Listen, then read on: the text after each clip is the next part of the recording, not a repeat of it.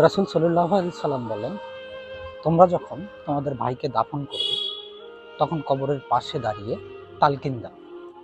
তালকিন হচ্ছে সেই জিনিস যা আপনি একজনকে শিখিয়ে দেবেন তার ঠিক পরীক্ষার আগ মুহূর্তে। এবার কোনো মৃত ব্যক্তিকে যখন আপনি কবরে শোয়াবেন, তারপর তার কবরের পাশে দাঁড়িয়ে বলবেন, হে অমুকের ছেলে অমুক, তোমার রব আল্লাহ, তুমি মোহাম্মদকে নবী হিসাবে মেনে নিয়েছো এবং তোমার দিন ইসলাম। এগুলো যখন আপনি বলবেন, তখন মুনকির নেকির কাছে আসার সময় বলবে যে তাকে তো সব প্রশ্ন শিখিয়ে দেওয়া হচ্ছে, সেখানে গিয়ে আমরা কি করব? চলো এবার আমরা ফিরে যাই। আমরা কি করি? আমরা করি কি, কবরে শোয়ানোর পরেই শুরু করে দেই দোয়া করা। দোয়া করি এবং চলো চলো চলো বাড়ি চলো, খাবার তৈরি আছে, খাবার খাওয়াও, দূরের আত্মীয়গুলোকে খাওয়াও, এই নিয়ে ব্যস্ত হয়ে পড়ি। আসলে আমাদের দৈনন্দিন জীবনে ইসলামের কোন বিষয়গুলো কাজে লাগবে সেটুকুই জানা উচিত।